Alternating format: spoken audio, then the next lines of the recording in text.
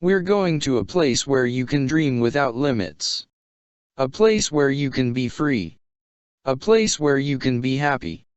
This place is Paris. And this is where I met Emma. Emma's mother and I had a very strange time. She told me that Emma's father was Indian. And she is French. We were young parents and we had a very unconventional marriage. She wanted to study the history of art. But I had other plans for her. I wanted her to be a writer. So, remembering her mother's thought, one day I asked Emma if she'd like to write a book that children, as well as adults, could read. She did. And she agreed to illustrate it. Her parents were very excited. And so were we. It was Emma's first writing work. The book name was Little's Mindset. Most of the part in the book was about experiences of Mia, a girl in her late teens who is different. Because she has severe insomnia and psychic visions. She is constantly haunted by frightening images of a blind woman reaching out to her. One night, she learns of an old town, the Teton, where one day, in the middle of the day, people start fleeing. And the only man she can think of to ask where they are running to is a blind man known as Frederick. Unwilling to tell him that she is from the same town, where he is hiding out and afraid to enter the place alone, she steals his bicycle and proceeds to go to the Teton, where she and her friend Eva embark on a bizarre and somewhat self-destructive adventure to find Frederick and a way back to their own town. As we move forward, the book had more twists. Like insomnia and the psychic visions that Mia had were not real. She was actually reading a book given to her by her grandfather. So, I would say it was actually an adventurous mystery. Plus a little horror book for children. Having had little experience in writing, Emma did an excellent job of describing the characters. The book also had some humorous turns at times. Despite the sheer terror of Mia's experiences, Emma managed to maintain a good sense of humor in the book by creating some jokes and funny situations. Overall, the book is entertaining for everyone, covering a wide range of emotions. But this was before the internet and things like that. I had to do a lot of research to make sure that Emma's words would be understood in other cultures. Since Emma was born and brought up in Paris, her mother tongue was French. So, she wrote the book in French.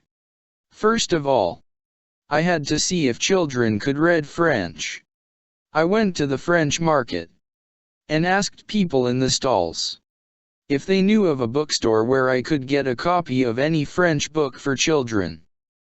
Every store that I went to said they do not have. And the reason was all the books were sold due to summer vacations.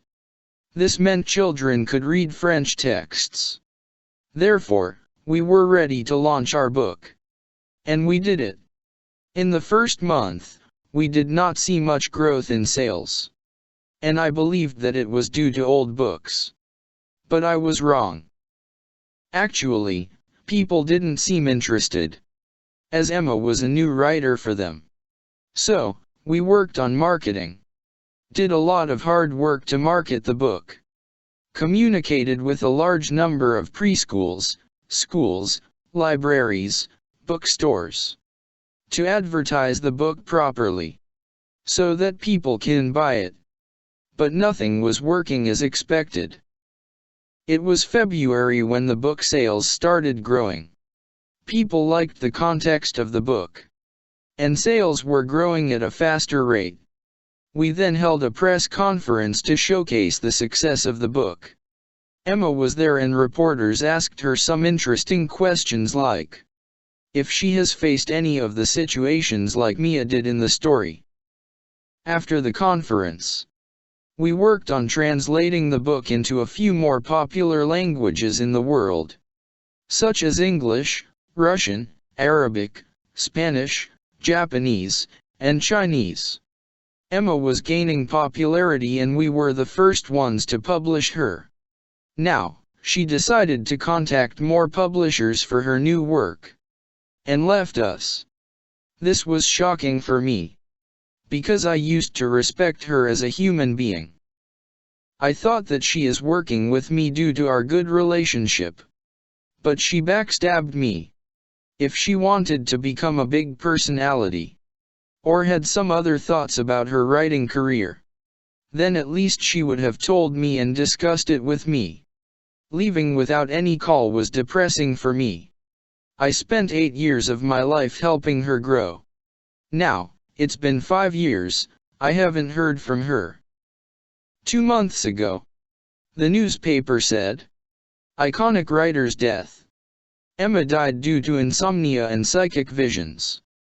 She was driving her car in the middle of the night, at a speed of 80 miles per hour and collided with a tree. After examining her body, the doctors said she was driving unconsciously. And her psychologist Lucas said that the day before she died, she told her about going to Teton in the night and suddenly stopped. I still can't believe the girl in the story was actually her. I wish that she may rest in peace.